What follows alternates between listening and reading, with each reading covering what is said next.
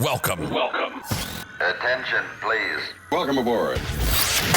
Welcome to the No Comfort Zone podcast. It's time to get out of your comfort zone and live on purpose. Broadcasting to the world from Rockford, Illinois. This is your wake-up call. Warning. You are the solutions to all your problems. Stop thinking average. Become the hero version of yourself. Every day, every time, without fail, no exceptions.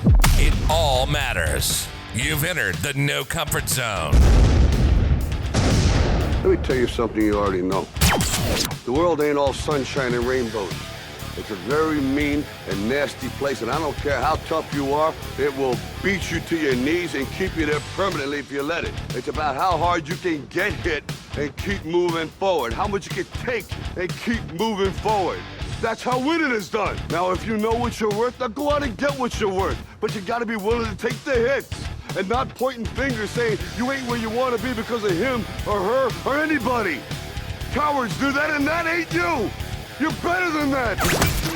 You've entered the No Comfort Zone. The No Comfort Zone.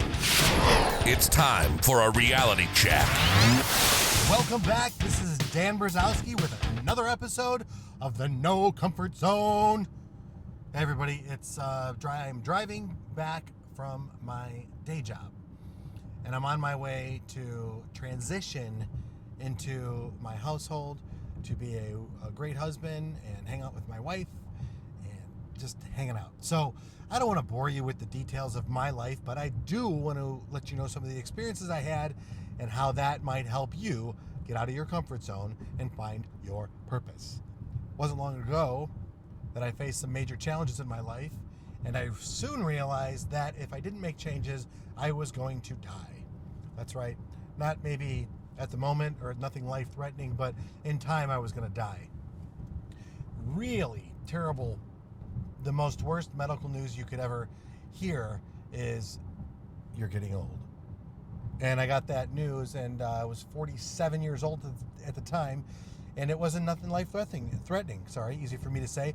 It was really came down to I need to take better care of myself because of my stressful job. I have high blood pressure. Because I've decided to not exercise, I have high cholesterol and eating whatever I want and not exercising. So it got me worried because I was pre-diabetic and all that other stuff, and people go through that all the time. It's no big deal. But where I was at 13, 14 years ago, it scared the crap out of me to make a decision and actually start figuring out a way where I could actually and very literally change my life. Because 13 years ago, I was in a coma. And when I awoke from that coma, by the way, it was all intentional. That's for another story. But what ended up happening was I woke up from the coma and I couldn't walk and couldn't talk. And I was still alive and I wasn't happy about it. 13 years ago. So now here we go. Let's fast forward to getting news that, hey, basically, whatever you learned from that episode 13 years ago, the reality is you haven't learned too much because you got so damn comfortable in your life.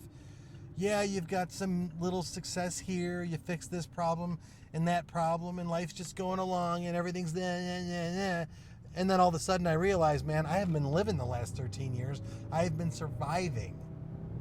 That is not a life, man. And so I decided to do something about it, and that's what this podcast is about. So if you're interested to find out more, just listen or go to the No Comfort Zone. Give me your email. Let's start talking.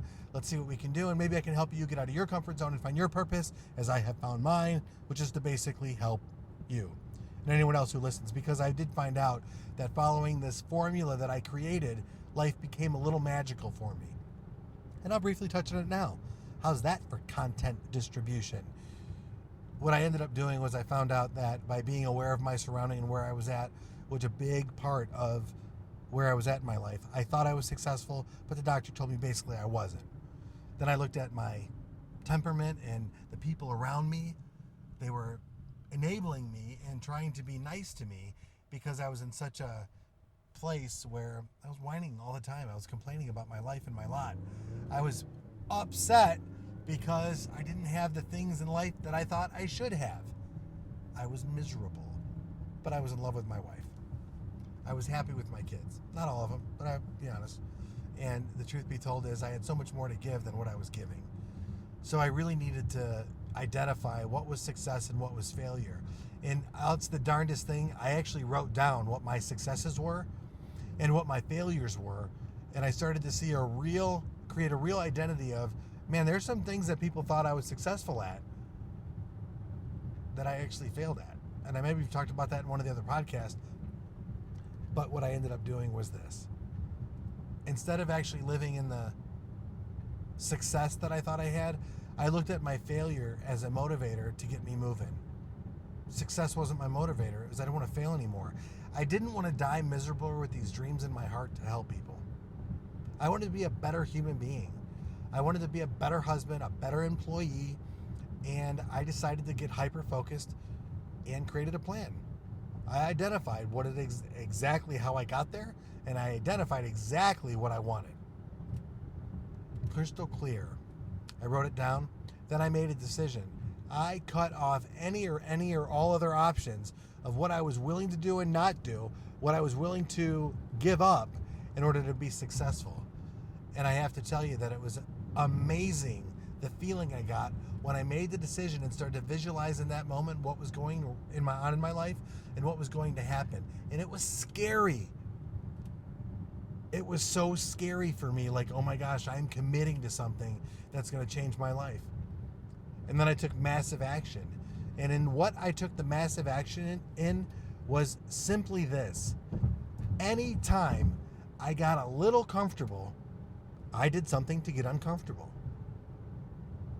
Anytime I found myself getting a little comfortable, I did something that was a little uncomfortable. And it wasn't all day, because I'm distracted all the time by my work, by things, by just being busy. What came down to my reality was, it's in those minutes and moments I began to manage them. Like, for example, getting up earlier. Super hard for me to do, but I'm so glad that I did it because it actually changed my life. Going to bed earlier. Oh my gosh, I'm so excited. I don't want to go to bed, but I realized that going to bed at a certain time was important, the structure I needed. Doing the things necessary to get ready for success, like being proactive, exercising, dieting, putting some disciplines in my life, and focus on helping people. I really got out of my comfort zone when I didn't make it about me anymore. I made it so, how can I be the best servant to other people? How can I help more people? And when I got out of my comfort zone, I realized one really important thing. When you're proactive and you have the no comfort zone mindset, you can change the reality for yourself and the people around you for the better. And that is my message today, ladies and gentlemen, on the No Comfort Zone podcast, how to get out of your comfort zone and live on purpose. Seriously, hit me up. Let me know how I can help. Come back for another podcast session, and I'll keep giving you the principles and ideals that I live by to really help you get out of your comfort zone and live on purpose. It's time to start living, and the time is now. Thanks again for listening. Dan Brzezowski signing off. Get out of your comfort zone, live on purpose. Say goodbye. Want more of the No Comfort Zone? You can follow Dan on Instagram and Twitter at NoComfortZone1. Bye. Or on the web at thenocomfortzone.com. Bye-bye. Bye-bye. Thanks for listening to the No Comfort Zone podcast. Bye-bye.